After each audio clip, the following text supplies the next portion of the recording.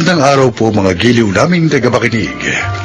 Maririnig natin ang kwento ng pagsisimula, pagbagsak, pagbangon, at pagpapatuloy ng isang individual na hindi sumuko sa mga pagsubok na dumating sa kanyang buhay. Siya ay si CJ. Fresh graduate, motivated, confident. Ganito ako nagsimula bilang isang empleyado. Lingid sa aking kaalaman, hindi pala madali mabuhay sa outside world. Hindi lang pala lahat success ang haharapin natin, kundi sangkatutak na failures and try agains. Pops, tingnan mo! How do I look? Very beautiful, anak. Thanks, Pops. First day mo ngayon doon sa ina-plan mong real estate company? Opo, at super excited ako. Alam mo ba kung bakit? Kasi ang goal ko, makakuha ng 10 kliyente in 1 month time. Wow! Napaka-ambisyosa ko, di ba? Pero, bakit naman hindi? Wala namang imposible. Isa pa, makikita naman sa credentials ko kung anong klaseng performance ang gagawin ko. Hindi ako pucho-pucho lang na real estate agent. Ang totoo siya ito yung grades ko ng college. At wala silang masasabi sa communication skills ko. Kung nakikita ka ngayon ng mama mo, I'm sure proud na proud siya sa'yo. I know, Pop. Sige na, tumuloy ka na. God bless you, anak. Thank you. Ay, ang gamot mo, huwag mong kakalimutan, ha? Ay. Kumain ka na maayos. Bye!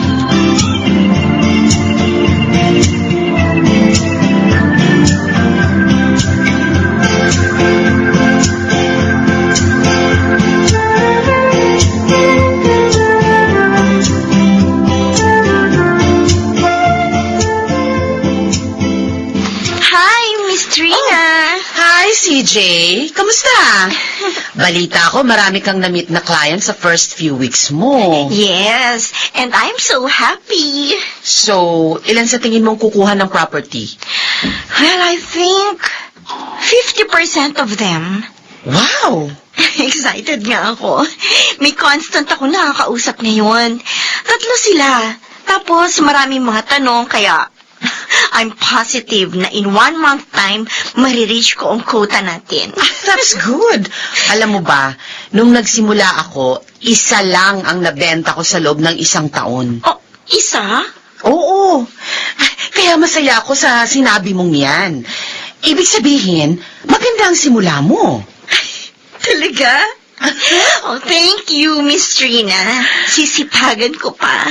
Sure. Ay, teka. Nag-lunch ka na ba? Tara, sabay na tayo.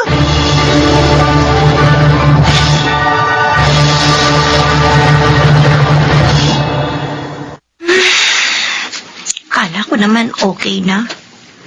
So, wala na. Ubus na yung mga prospect clients ko. Wala akong nabenta sa loob ng 1 buwan. Bakit ganyan? Kaya aga-aga nakasimangot ka. Pops, 1 buwan na, wala pa ako nabibenta. Ang goal ko, ma-reach ko kaagad ang quota kasi gusto kong magtayo ng sarili kong business. Huwag kang masyadong magmadali, anak. May mga bagay na kailangan nating hintayin ng matagal. Try and try. Huwag kang mawawala ng pag-asa. Minsan, ang mga no sa buhay natin ang magdadala sa atin sa mas magandang yes. Buti na lang talaga nandito ka. Kung wala ka, Pops, hindi ko na alam kung anong gagawin ko.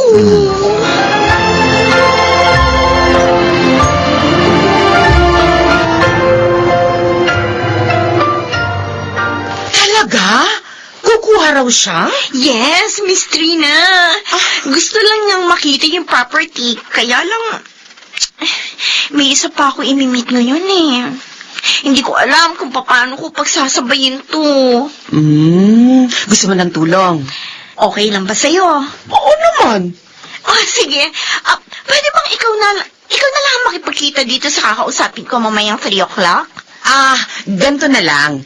Ikaw na ang makipag-meet dyan kasi kailangan mong maka-establish muna ng connection sa kanya. Pangit naman kung ibang tao makikipagkita sa kanya, di ba? Doon na lang ako sasabi mo, yung kukuha ng property. Sige. Sige, Miss Trina. I-update mo na lang ako. Oo, CJ.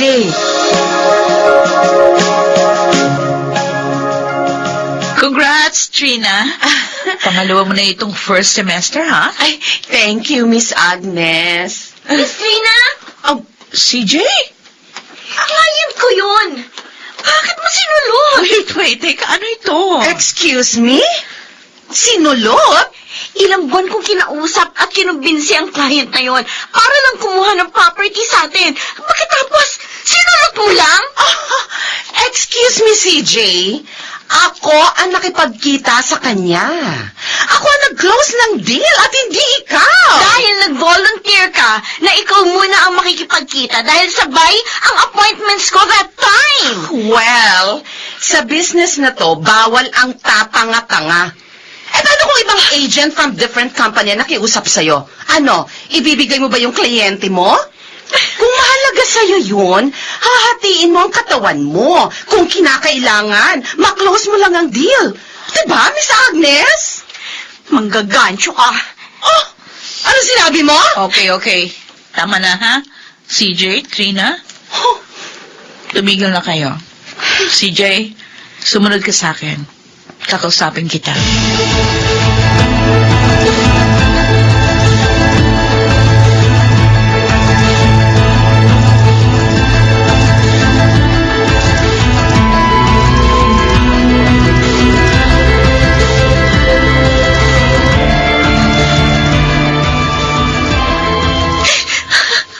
Oh, CJ, mauubos mo na ang tissue.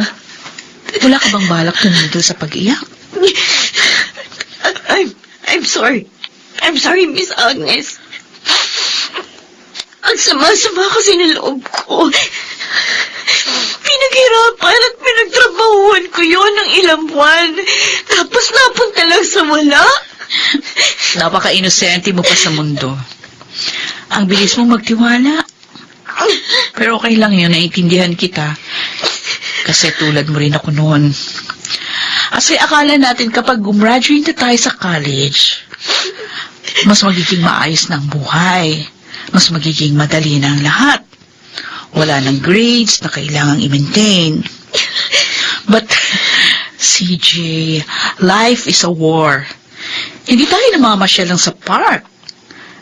So next time, be careful. Maging maingat ka sa mga taong pinagkakatiwalaan mo. Maging masinop ka. Pero, huwag mong kalilimutan, ang pagbaksak ay bahagi ng buhay. Miss Agnes. Sana huwag kang sumuko. Napakarami ka pang mararanasang rejections. Hindi lahat sasang-ayon sa plano mo. Kaya huwag kang susuko. Kung may panahong bumabagsak tayo, meron din namang panahon na tayo ay babangon.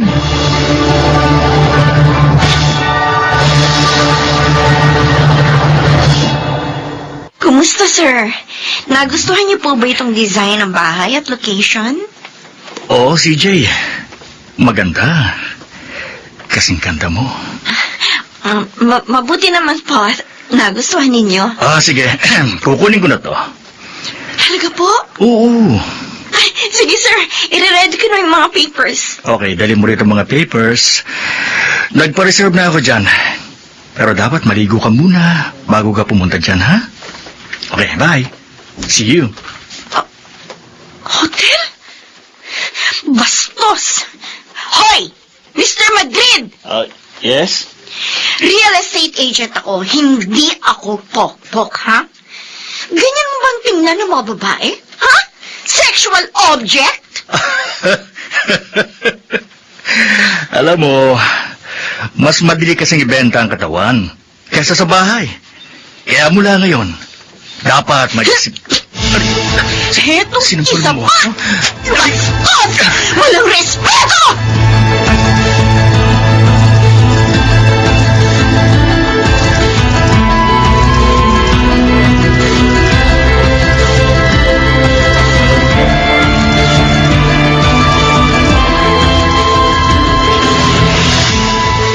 Tama ang ginawa mo, CJ. Huwag kang matakot. May abogado tayo magsasettle ng lahat. I'm sorry, Miss Agnes. Puro lang problema ang dinadala ko sa inyo. Huwag mong isipin yan. Nag-aalala lang ako nung malaman ko yung nangyari. Mabuti na lang wala siyang ginawang masama sa'yo. Miss Agnes, Hmm? magre-resign na lang siguro ako. Ano? Pagod na rin ako eh. Oh. Baka hindi talaga sa ganitong trabaho ang calling ko. Maghanap na lang ako ng ibang trabaho. CJ, napakaaga pa para sumuko ka. Pakiramdam ko kasi, puro lang sama ng loob, rejections, at masasamang karanasan ang nai-encounter ko rito. Ayoko na. Pagod na ako.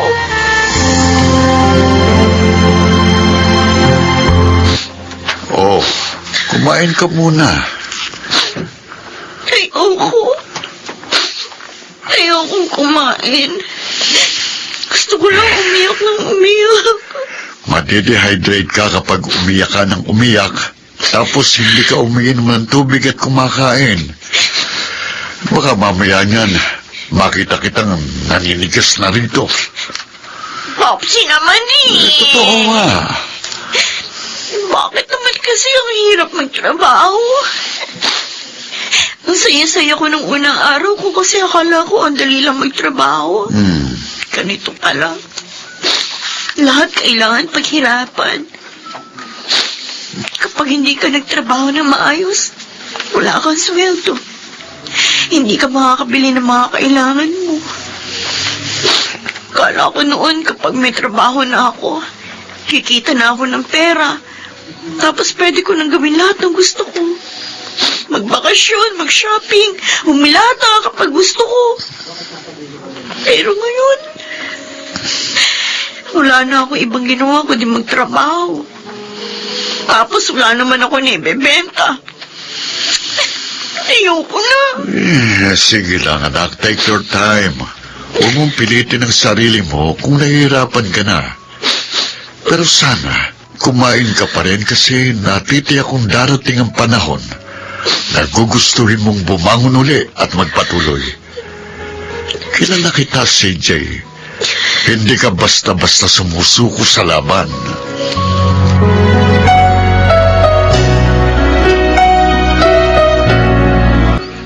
Good morning, Mr. D. Oh, CJ. Sorry dito na lang kita kinausap sa lobby. Papunta kasi ako ng Cebu ngayon. It's okay, sir. Kung ayaw niyo po doon sa property, please let me know kaagad para naman po No. I'm buying it. Ano po? Kukunin ko na. Yung property? Sure po kayo, sir? As in, kukunin ninyo? Ito ba ang unang deal na na-close mo? Paano niyo po nalaman? It's all over your face. Kitang-kita sa reaksyon mo. Thank you so much, Mr. D. Hindi ito ang una at huli mo maibebenta, CJ. Marami pang iba. Maging masipag ka lang lagi. Sir, hindi niyo lang po alam kung gaano ako kasaya ngayon. Maraming salamat, sir.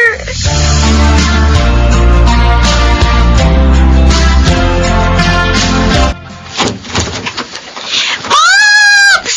Hoy! May good news Pops, I made it!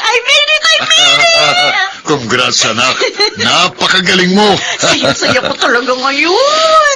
Pakiramdam ko, nasa heaven ako ngayon. Pops, thank you sa motivation mo sa akin. Alam mo, ayoko na talagang bumangon dati eh. Pero, alam ko kasama kita sa kabiguan man o sa tagumpay. Kaya sabi ko, walang dahilan para sumuko. Thank you so much, Popsy!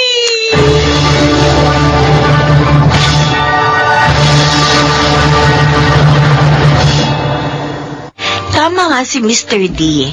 Mula noon, nagtuloy-tuloy na ang mga tagumpay ko. At ngayon, may sarili na akong business. Natupad ko na ang pangarap ko at nagpa-part-time real estate agent pa rin ako. Doon ko napagtanto na iba-iba ang season ng tao. At nasaan man tayo, palaging may hirap at ginhawa. May saya at lungkot. May kabiguan at tagumpay.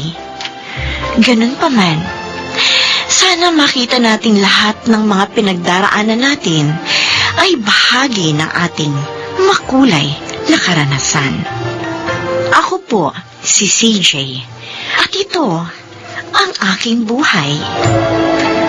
Hindi magiging matatag ang isang tao kung hindi muna siya daraan sa mga karanasang susubok sa kanyang katatagan.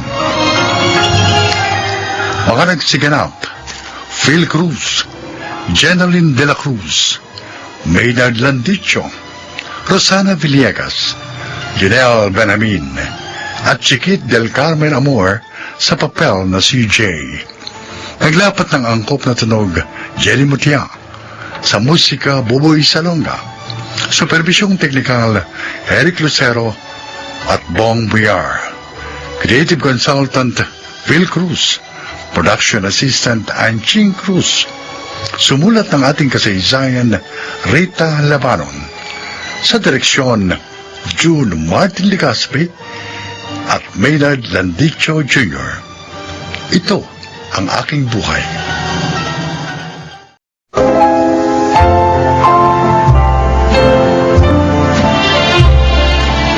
Sa araw na ito, maririnig ninyo ang kasaysayan ng isang babaeng nangarap para sa kanyang sarili lamang. Siya ay si Agnes.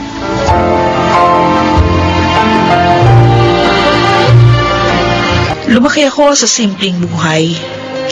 Ngunit dumating ang panahon na pinagsawaan ko yun. Kaya kahit ayaw ni na inay at itay, iniwan ko sila. Nakipagsapalaran ako sa Maynila. Naging masaya naman ako dahil naramdaman ko ang sarap ng buhay. Ang gaganda lahat, di ba, Aida? Oo, Agnes. Sigurado, mahal na naman ang mga damit at sapatos at mga bags ito. Ay, hindi naman ako binibili ni Roger ng mumurahin tuwing mag-a-abroad siya. Iba na talaga ang buhay mo ngayon. Hindi na ikaw yung dating waitress na kasama ko sa restaurant noon.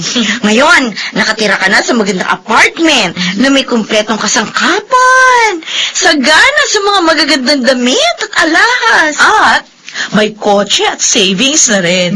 Di ba? Masasabi ko kahit hindi ako nakapagkuleyo. Naabot ko yung mga pangarap ko. Oo nga.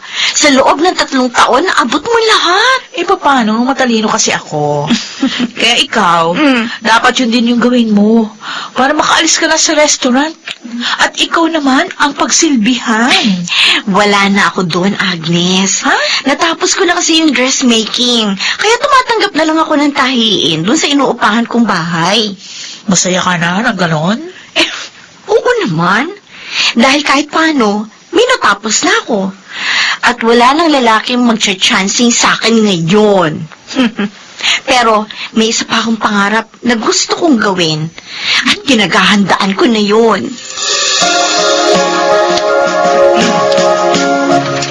O ano, City Fi? Nabusog ka ba? Sobrang busog, Roger. Thank you, ha. Dinala mo uli ako dito sa favorite kong restaurant. Alam mo naman, basta para sa'yo, lahat gagawin ko. Kaya nga mamimiss kita eh. Ha? Bakit? Mag-abroad ka na naman ba? Aalis kami ng misis ko. Gusto niyong dalawin namin ang anak namin na nasa Amerika. Pero huwag kang mag-alala. Mag-iiwan ako sa iyo ng sapat na halaga para magamit mo habang wala ako. Okay. No choice naman ako eh. Kaya ngayon, susulitin ko ang huling araw natin. Ha?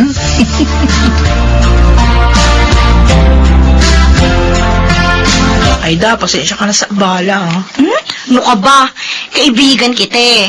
Buti nga, pinasyalan mo ako dito sa bahay ko. Paano naiinip ako sa bahay? Wala si Roger. Wala akong kasamang mamasyal. Yayayain sana kita. Ay, naku, pasensya ka na. Bakit? Ang dami kong tahiin eh. Kailangan matapos ko ito. Balita pa naman na baka mag-lockdown tayo dahil sa paglaganap ng COVID-19. Naku, kakainis yung COVID na yan. Bakit ba kasi nagkaroon ng ganyan? Problema ng mundo ngayon yan. Kaya nga dapat mag-ingat tayo at maghanda. At higit sa lahat, magtiwala sa magagawa ng Diyos. Lalo na ngayon sa ganitong sitwasyon. Oo na. Ako naman para kang madre kung magsalita. Totoo lang naman yung sinasabi ko. Ay, oo nga pala. Nasalubong ko si Aling Nena nung makalawa, yung kapitbahay natin sa probinsya. Narito pala sila. Oo, pauwi na sila nung makita ko eh. Nagbakasyon lang sila dito sa Maynila. Kinukumusta ka nga eh. Sabi ko, okay ka naman. Nagbilin nga raw si Aling Clarita na kapag nakita ka ni Aling Nena, iparating sa'yo ang pangungumusta niya. Hoy, hindi mo ba siya tinatawagan? Busy ako. Tsaka hindi naman pababayaan si inay ng mga kapatid ko. Simple lang naman gusto nila ang manatili sa probinsya dahil doon tahimik. At yon ang ayaw mo. Kaya ayaw mo na rin silang intindihin. Alam mo, Agnes, darating ang panahon, hahanapin mo rin ang pamilya mo. Maniwala ka!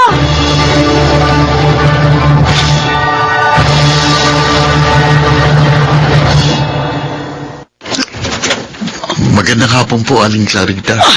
Jonas! Dumating ka na pala galing ibang bansa. Oo, nung makalawa pa po. Buti nga ho, nakauwi ako. Marami na ho nagkakasakit dun eh. Kumusta ka naman? Babalik ka pa ba doon? Hindi na ho siguro. May ipon na naman po ako eh. Magnenegosyo na lang ako dito sa atin. Oh. Kasama ko pa ang mga magulang at kapatid ko. Mabuti ka pa. Iniisip mo mga magulang mo. Samantalang yung anak ko, hindi man lang makaalalang tumawag. Siguro ho, asensado na siya. Kaya tuluyan na tayong kinalimutan. Hanggang ngayon ba, mahal mo pa rin ang aking anak? Wala pong nagbabago sa damdamin ko, Aling Clarita. Siya lang ang nakipag-break at lumimot sa akin. Ay, may dala nga po pala ako para sa inyo. Pwede po bang tumuloy? Ay, nako, oo nga pala. Nakalimutan ko na. Halika.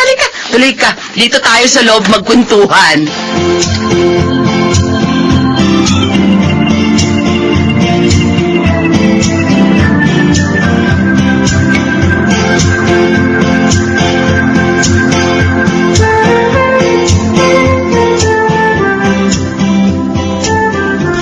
Hello? Aida, kumusta ka na, friend? Ay, okay naman, Agnes. Umuwi na ako dito sa probinsya. Ha? Umuwi ka? Oo, 3 days na. Tinext ko sa'yo ah. Sabi ko pa nga, baka may gusto ka ipadala o ipasabi sa pamilya mo. Kaya lang hindi ka naman sumasagot. Nasa Tagaytay ako. Kasama ko yung iba kong mga kaibigan, kaya hindi ko napansin yung text mo. Sorry, ha? Ay, okay lang. Kailan balik mo dito? Hindi na ako babalik dyan. Dito na lang ako tatanggap ng tahiin. Dala ko naman ako sa weighing machine ko eh. Mag-isa na lang pala ako dito. Ay, kumusta ka na nga pala dyan? Ito nga, may sakit ako. Nilalagnat. Inuubot sinisipon. Ay, ganun? Hindi ba masakit ang katawan mo? Ano, may panlasa ka ba? Ayun na nga, masakit na ang katawan ko eh. Tsaka wala akong ganang kumain. Kahit nga nasa harap ko na yung pagkain, wala pa rin akong pang-amoy.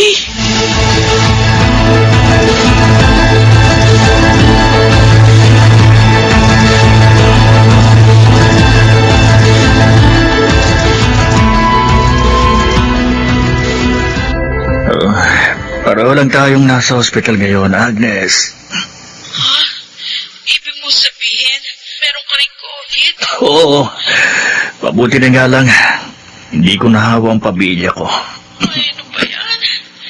Bakit naman pareho pa tayo nagkasakit ng ganito?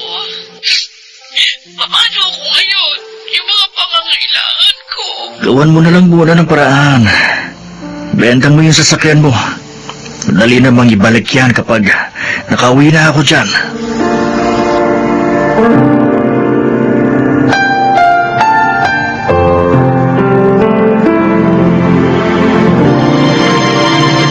Ano?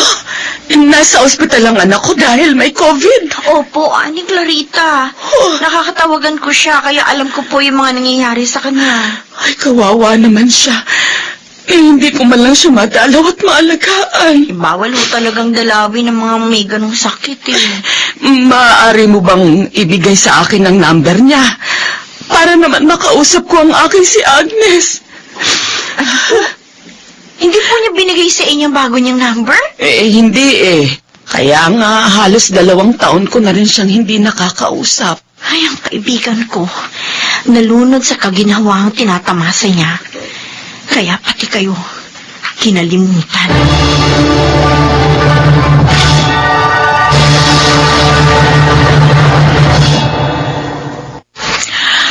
Ay, napakahirap pala ng ganitong sakit. Malungkot dito sa ospital. Walang pwedeng dumalaw. Kahit hindi naman malala ang COVID. Buti pa si Aida masaya sa probinsya. Nalulungkot ako. Hindi ko na rin makausap si Roger. Nabasa ko sa post niya doon sa kanyang FB account. Masama ang kanyang lagay. Ah, may napatawag sa cellphone ko. Si Inay. Oo, siya yun. Kabisado ko number niya. Tinawagan ako ng nanay ko. Kahit na nga, nagpalit ako ng SIM card para maiwasan ko siya makausap. Sasagutin ko. Hello? Hello, anak. Kumusta ka na? Hiningi ko kay Aida ang bago mong number, kaya natawagan kita. Ay ko. Lakasan mo ang loob mo. Gagaling ka rin sa sakit na yan. Alam mo, lagi kitang ipinapanalangin. Araw-gabi, anak ko. Sorry po sa mga pag-iwas ko sa inyo, Inay. At sa hindi ko pakikinig. Sorry po.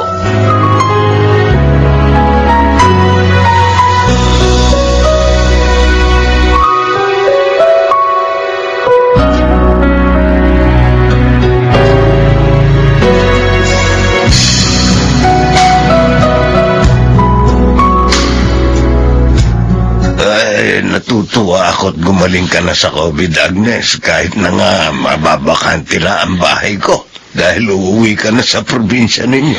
Gusto ko na po kasi muling makasama ang pamilya ko, Mang David. Tama po si Aida sa sinabi niya na darating ang panahon, hahanapin ko ang aking pamilya. At ngayon na po yung panahon na yun. Totoo namang walang maitutumbas na salapi sa pagmamahal at pagkalinga sa atin ng ating pamilya. Kaya hindi sila dapat ipagpalit sa sino man o ano pa man. Pero nagawa ko po yan sa kanila. Kaya nga, gusto kong ituwid ang aking pagkakamali. Mabuti yan. O si Roger? Ay, patay na po siya. Ah, Yun po yung nakita ko sa post sa social media ng kanyang pamilya.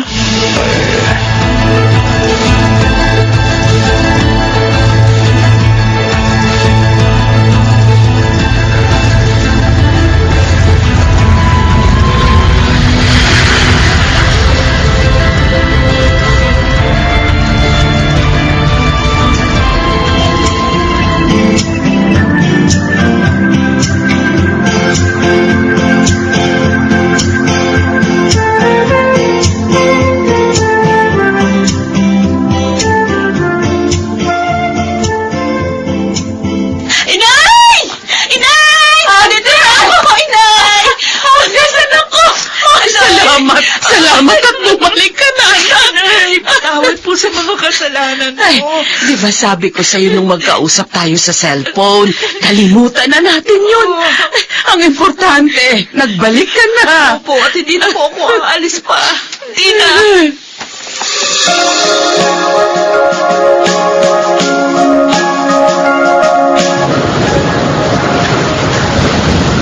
Narito ka raw sa tabing dagat, sabi ni Aling Clarida. Kaya sumunda ko dito. Oo, Jonas. Kasi gusto ko mag-relax.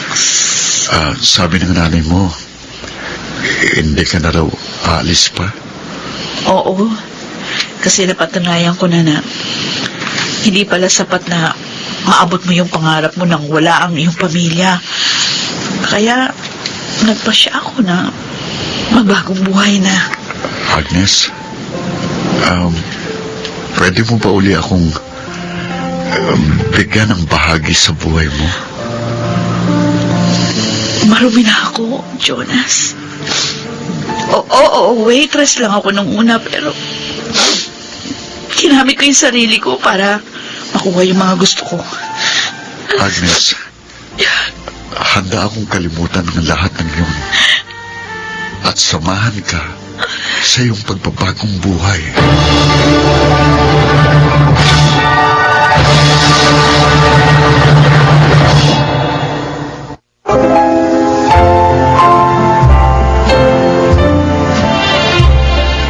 Kasal na kami ngayon ni Jonas at dinadala ko ang una naming supling. Naging madilim man ang buhay ko noon dahil sa aking ambisyon. Pinagliwanag naman niya ito ngayon. Ako po si Agnes at ito ang aking buhay. May mga pagkakataon na nasa simpleng pangarap matatagpuan ang tunay na kaligayahan. Marig Siganap, Jeneline Villacruz, Chiquit del Carmen Amor, Phil Cruz, Maynard Landicho, Lionel Benamin, at Rosana Villegas sa papel na Agnes. Naglapat ng angkop na tunog, Jerry Mutiang. Sa musika, Buboy Salonga. Supervisyong teknikal, Eric Lucero at Bong Muyar. Creative Consultant, Phil Cruz. Production Assistant, Anching Cruz.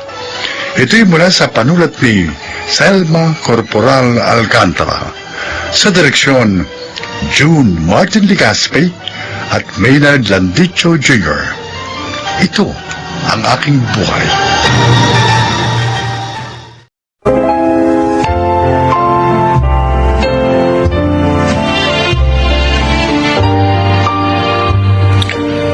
Mga kaibigan, pakinggan po natin ngayon ang isa pang natataking kasaysayan na ilalahad sa atin ni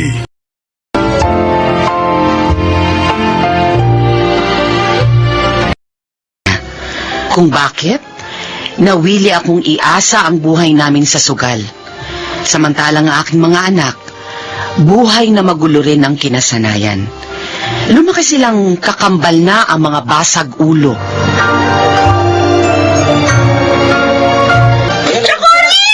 Chakori! Sina Jordan at Troy! Hinuli raw ng mga gwardiya sa convenience store sa kanto. Ano? Nang bato raw kasi ng bato doon. Ayun, nabasag yung salamin ng pintuan ng tindahan. Buwisit ng mga batang yon. Kung kailan nasa kasarapan na upo ko rito eh. Ay, Kore, hindi ka pa pwedeng tumayo, ha? Wala ka na talo ko sa'yo. Ako rin! Talo na ako eh! Kaya hindi ka po pwedeng basta na lamang umalis. Sandali! Pauwi ako. Ay, sandali! Ano, pababayaan ko na lang yung mga anak ko? Ganon? Basta, babalik ako! Hintayin niyo ako!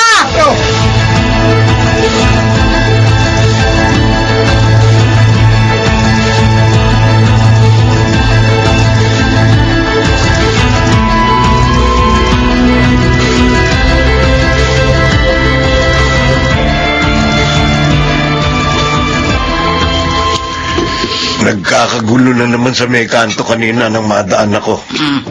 Si Cory na naman ang nakita ko nangunguna sa kuguluhan. Malamang pinagtatanggol na naman yung mga anak doon sa ginawang pambabato doon sa convenience store doon.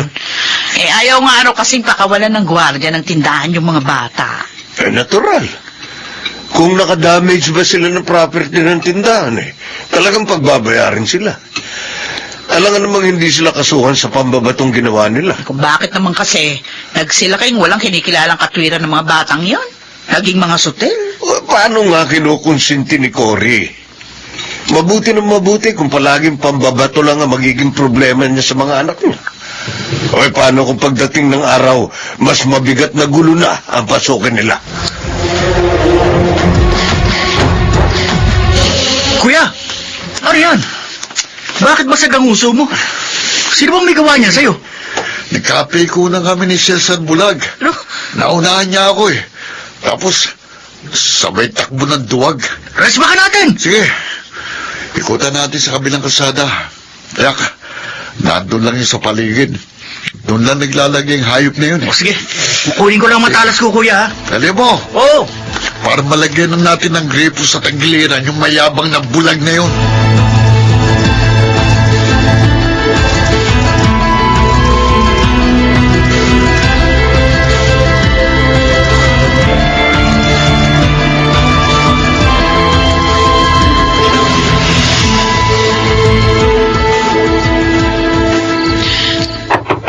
Ate Becca! Ate Becca! Ano yung boses ni Cory yun ah? Ate Ay, Becca! ano ba yan? Kung kailang ating gabi. Ano naman kaya ang problema ng babaeng ito? Ate Becca! Ate, si Kuya Carlos, nandyan ba? Abay mo na rito. Ha? Sa headquarters. Panggabi ng duty niya. O bakit na naman ba? Kasi sina Jordan at Troy kasi dinampot ng mga pulis. Ha?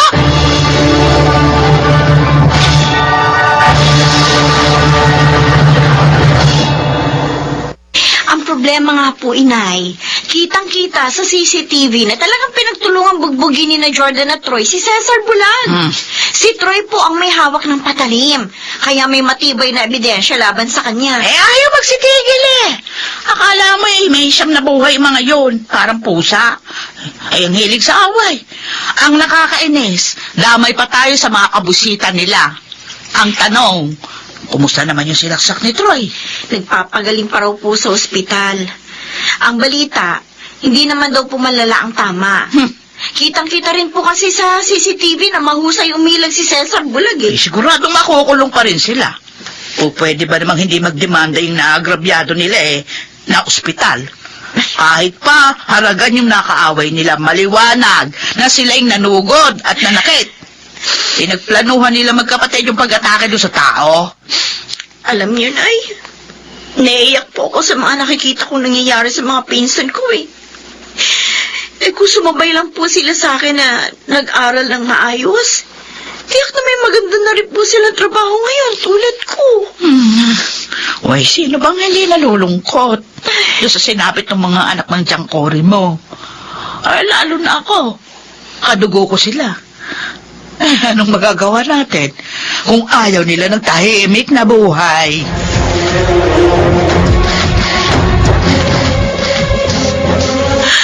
Pumayag naman sa pakikipag-areglo yung pamilya ng naagrabyado ng mga anak mo.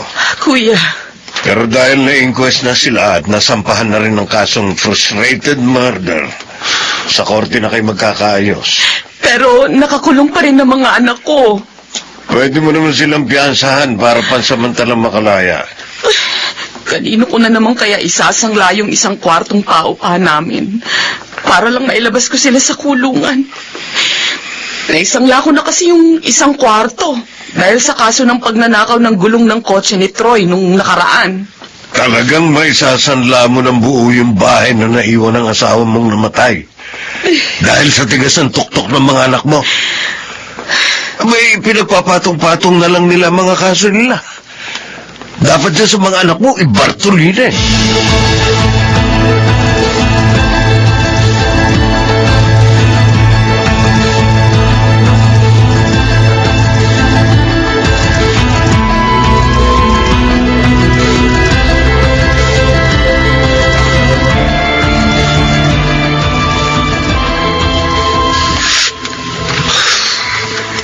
Oh, anong pakay sa'yo ni Pepeng Dilat, kuya?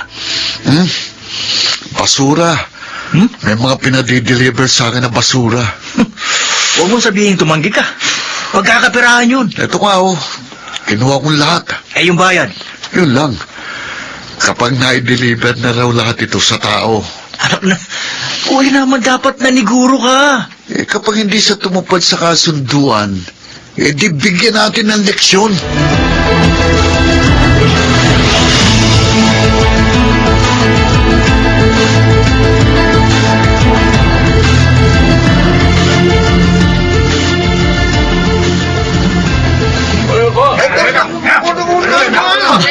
Ano yun? Teka, sino kaya yung dalawang kabataan na yun na pinopusasan ng mga pulis? Oh, Diyos ko! Sina Jordan at Troy! Oo nga! Ang mga anak ko ang hinuhuli niyo ng mga pulis! Kailangan puntahan ko si Kuya Carlos! Kailangan malaman niya ang nangyari sa mga anak ko!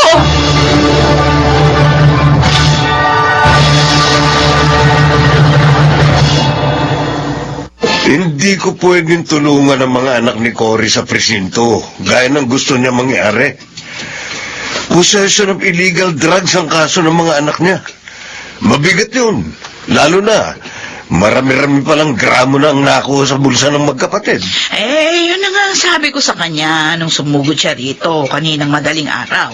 Di, kakubiro yung kaso ng pinagbabawal na gamot. Ipabuno na lang niya sa mga anak niya yung parusa. Baka sa loob pa ng kulungan tumino ang mga anak niya. Kung ako tatanungin, dapat nga pati siya makulong dahil sa pagiging konsentidor niya.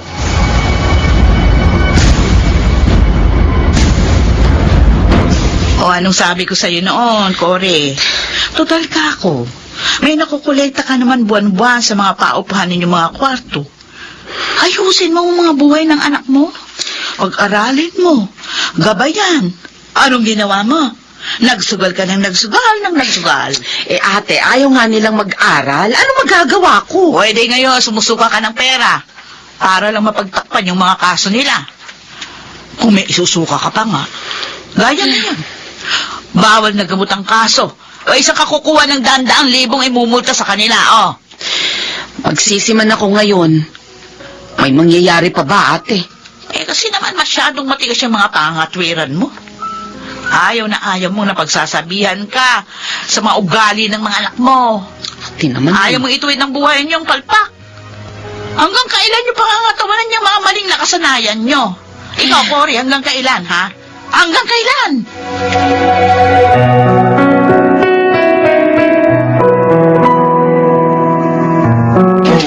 Kuya, si nanay. Ha? Si nanay? Oo. Nay! Makalabas na kami rito ni Troy. Ha? Inip na kami rito eh. Oo nga. Kaya gawan niyo na parang makalaya kami, Nay. Wala na akong magagawang paraan, mga anak. Ano mo? Ano ibig sabing wala na kayong magagawang paraan? Nakasangla ng lahat ng mga paupahan natin. Oh, Di ba yung perang napagsanglaan ng ipinantakip ko sa mga nauna ninyong kaso? Naibenta nyo ng buong bahay. oo nga. Para mas malaking pera ang maproduce ninyo. Yun na ang isa pang hindi ko pa nagawang ipagtapat sa inyo. Matagal nang nakasangla ang bahay at lupa natin. Ano? Malaki naging atraso ko sa sugalan. Kaya yung pinagsangla ng ipinambayad ko sa mga utang ko. Paro na po kami ni Kuya rito. Ibig bang sabihin ay mabubulok na kami rito sa kulungan? Hindi ko alam. Hindi ko alam kung anong gagawin ko, mga anak. Ang gulo-gulo na rin ang isip ko. Ay, ayoko magtagal kami dito. Gawin niyo naman ang kahit anong paraan para makalabas kami rito ni Troy. Siguro nga, kailangan na nating tanggapin ang mga nangyaring ito sa atin, mga anak. Kayo, ituloy nyo ang mga buhay nyo riyan sa loob ng kulungan. At ako, itutuloy ko rin ang buhay ko rito sa labas. Hindi nga po ganun kadali yun eh. Oo nga. Ang hirap dito sa kulungan eh. Hindi ko kaya. Basta mangako kayo sa aking magpapakabuti kayo riyan sa loob ng kulungan. Diyan nyo simula ng inyong pagbabagong buhay. Nay, Ako naman, sisikapin ko ring ituwid ang aking mga pagkakamali. Para pagdating ng araw, na muli tayong magkakasama-sama muli rin tayong makakapagsimula ng isang bagong buhay, mga anak.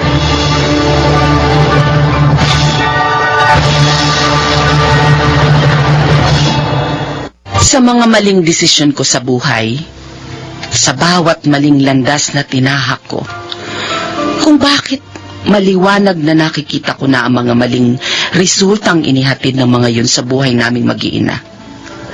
Pero, naging bulag at bingi pa rin ako sa katotohanan. Kailangan pang magkahiwa-hiwalay kami sa isa't isa para lang mamulat kami sa aming mga pagkukulang. Nakakulong pa rin sina Jordan at Troy bilang pagsisilbi sa mahabang sentensya ng kanilang kasalanan. Pero tulad ng ipinangako ko sa kanila, hindi ako nakalilimot sa pagdalaw sa kanila araw-araw. Tulad ng hindi ko rin pagkalimot sa pagbabagong ipinangako ko sa aking sarili para na rin sa kapakanan ng aking mga anak. Ako si Cory. At ito ang aking buhay. Gaano ba tayo kadalas magkamali ng landas na tinatahak at patuloy na nagpapatangay sa mga kalakaran ng mundo? Sikapin nating huwag tahakin ang maling landas nang sa gayon maging mas malapit sa atin ang kabutihan.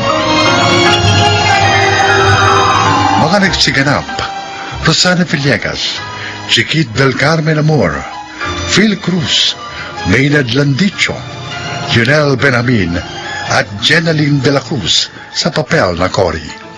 Naglapat ng angkop na tunog Jenny Mutia. Sa musika, Buboy Salonga. Supervisyong teknikal, Eric Lucero at Bong Muyar. Creative Consultant, Phil Cruz. Production Assistant, Anching Cruz.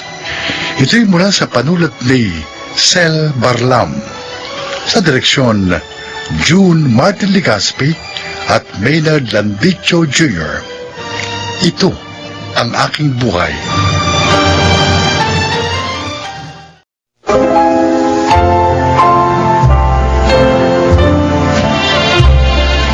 Magandang araw po mga giliw naming tagapakinig. Maririnig natin ang kwento ng buhay ng isang individual na nagtiyaga at naghintay dahil sa paniniwalang lahat ng pinagdaraan ng suliranin ng isang tao ay pansamantala lamang. Siya ay si Marion. Namatay ang nanay ko nung mga bata pa kami. Walang maayos na trabaho si tatay. Kaya hirap siyang itaguyod kaming magkakapatid. Pero hindi ko yung ginawang dahilan para panghinaan ng loob. Nagsumikap ako upang makatulong sa aming pamilya. Pagkatapos kong kumuha ng mga subjects, saan nga ba ako pupunta?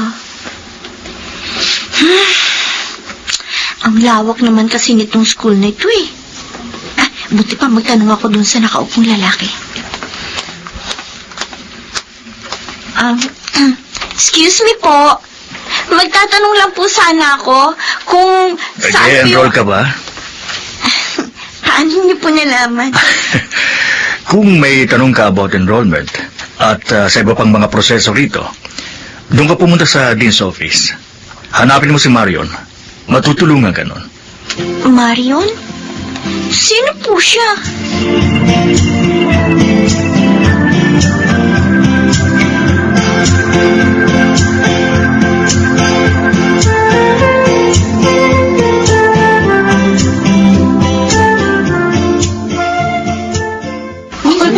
Isa-isa na kasi ang tanong. O ano ba yan? Ay, doon na tayo sa labas. Nakakagalitan ako rin. Siya na yata yung Marion. Halika, dito tayo sa labas. Excuse me? Ay, sorry po. Ay, ikaw, doon ka sa office na yun, yung malapit sa gate. Ikaw naman umakyat ka sa second floor. Andun yung library. Kung mag-enroll ka, doon ka muna pumunta sa student's lounge. Doon nakapaskil yung mga subjects na kukunin mo. Apo. Ikaw? Anong kailangan mo? Magtatanong lang po sana ako. Nakuha ko na po kasi yung mga subjects ko. Okay, doon ka pumunta sa registrar's office. Salamat. Tapos maganda ka na rin ng pera for enrollment. Okay po. Bakit alam mong lahat ng ito? Ay, paano ko bang hindi malalaman? 17 years old pa lang ako. Student assistant na ako dito.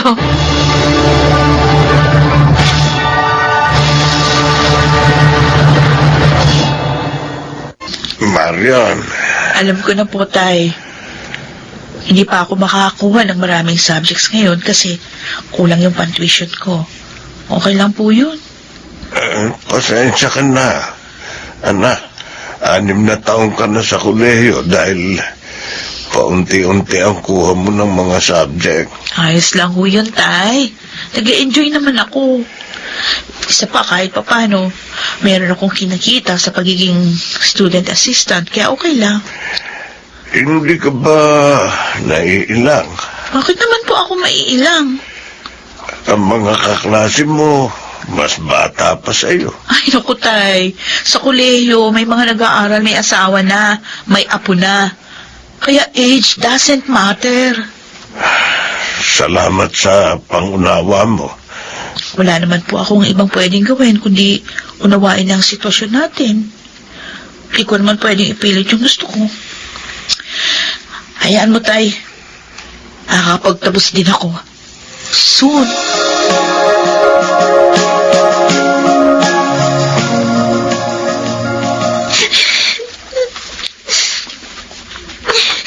Ang hirap-hirap naman kasi nito eh. Buti pa sabihin ko kay Mama. Mag-drop out na lang ako. Oh, nandiyan ka. Ha? Umiiyak ka? Hindi. Di daw. Ayan o, tumutulo uhog mo. Ay, Bakit dito ka sa CR umiiyak?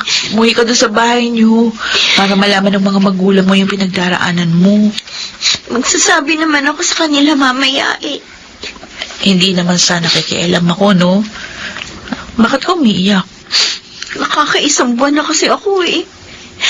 Pero nahihirapan talaga ako mag-adjust. First time ko na tumira malayo kina Mama. Tapos ang hirap pa ng mga subjects sa accountancy. Gusto ko na lang mag-drop out. Pag mahirap, susuko ka agad? Ganyan ba dapat ang attitude? Saan ka ba nakatira? Sa dorm, malapit dito. Ilang unit yung kinuha mo? Kompleto ba? Oo, syempre. Anong pangalan mo? Angie. Angie. Alam mo ba, Angie, hindi lahat ng estudyante katulad mo. Hindi lahat kayang mag-aral ng full load. Nakakapagbayad ng tuition fee on time at nakatira pa sa dormitoryo. Yung mahirap na sinasabi mo, ayoko namang i-underestimate. Alam kong mahirap talaga yan para sa'yo. Pero talagang ganun ang buhay. Hindi lahat magiging madali para sa atin. Pero kapag mahirap, hindi tayo dapat sumusuko. Dapat nagsisikap tayo. Naunawaan mo ba ako? Marion, Yes, Dean? ang tataas ng grades mo. Ay, Kung hindi ka sana irregular, pwede ka mag-apply as cum laude. okay lang po yan. Ang mahalaga, malapit na akong gumraduate. Alam mo, sana kagaya mo mga anak ko. Bakit naman po? Masinop, matyaga, matalino. Ni minsan hindi kita narinig na nagreklamo. Nagrereklamo din po ako. Pero hindi ko pinaparinig sa inyo. Nagrereklamo ako kapag sarili ko lang ang kasama ko. Darating ang araw, maaabot mo rin ang mga pangarap mo. Talagang yun naman po ang aking goal. Sabi ko, kahit matagal at mabagal ang paglalakad papunta sa pangarap ko, ang mahalaga, umuusad kahit paano. Tama. Napakabuti mong halimbawa sa mga estudyante.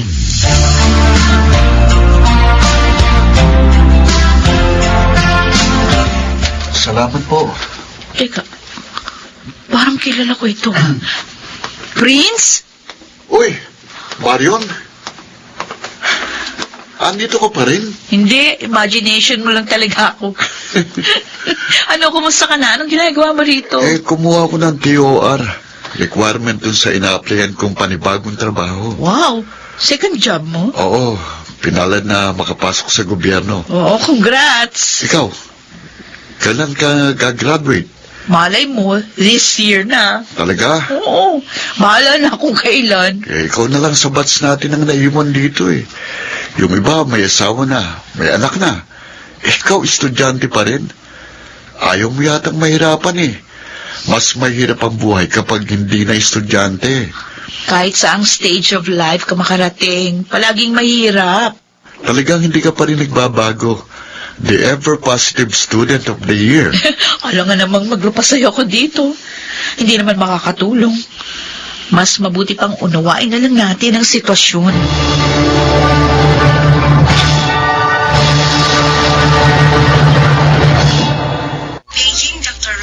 Ay, bakit kasi pinilit yung buhatin yung 2 sakong palay? Hindi na ko kayo tulad ng dati eh. Mahina na kayo dahil tumatanda na. Mabuti na lang, hindi tuloy ang nabali ang likod nyo. Pasensya ka na, Marion. Magpalakas kayo agad ha. Hindi tayo pwede magtagal dito sa ospital. Wala tayong pambayad. Pasensya na talaga, anak. Maghahanap muna ako bukas ng part-time job para makatulong sa gastusin ninyo. Maaapektuhan na naman ang pag-aaral mo. Malapit ka na sanang graduate, di ba? Huwag nyo na munang isipin yan, Itay. Anak, pasensya ka na, ha? Alam nyo, mula nang mamatay si nanay, puro pasensya at patawarin mo ko na lang ang naririnig ko. Baguhin nyo naman yung linyahan nyo. Sana sabihin nyo rin minsan na kaya natin to. Magsikap lang tayo, malalagpasan din natin ito. Sana huwag yung palaging iparamdam sa akin. Sa amin ng mga kapatid ko, nakaawa-awa ang sitwasyon natin. At parang wala na tayong pag-asa.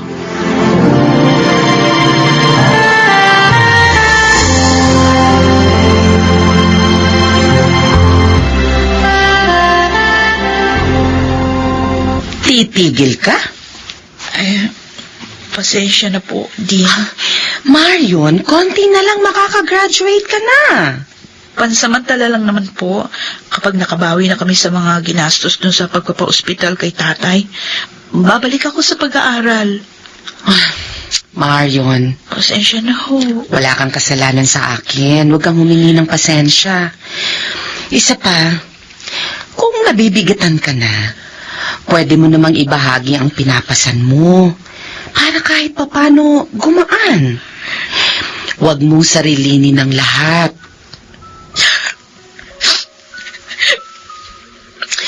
Alam kong nagtitiis ka lang. At alam kong hirap ka na rin. Gusto ko na rin po talagang matapos ang lahat ng hirap na pinagdaraanan namin. Pero, pakiramdam ko araw-araw may panibagong hamon na dumarating. Pakiramdam ko kami lang, ako lang, ang paboritong bigyan ng pagsubok ng Diyos. Ang hirap-hirap. Pagod na rin po ako. Marion. Pero hindi ako pwedeng sumuko.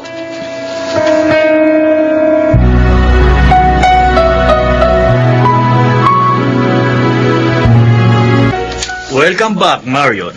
Good morning, sir. Isang taong kang nawala. Oo nga po. And this time, makakagraduate ka na. Sana nga po, sir. Huwag sana nga po. Sabihin mo, yes sir, gagraduate na ako. Yes, sir! Gagraduate na ako. Yan, ganyan nga. Salamat po, sir. Masaya ako makita ka rito. Pero alam mo, mas magiging masaya ako kung sa susunod na taon, hindi na kita makikita sa school. Ha? Marion? Hindi niyo na ako makikita rito next year, sir. Pangako yan.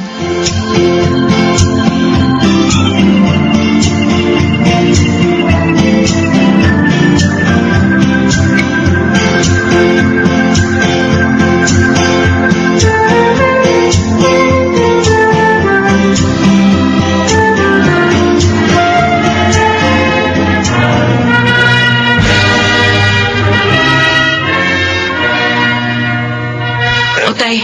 Dito kayo sa kanan ko. Anak, kinakabahan ako eh. Ano ba yan? Maglalakad lang naman tayo eh. Ganito pala pag may anak na gumagraduate. O ngayon, alam niyo na pakiramdam. Ate Marion! Uy, Angie! Congrats! Thank you! Tayo ng sunod. Sige. Marion, congrats ha. Thanks!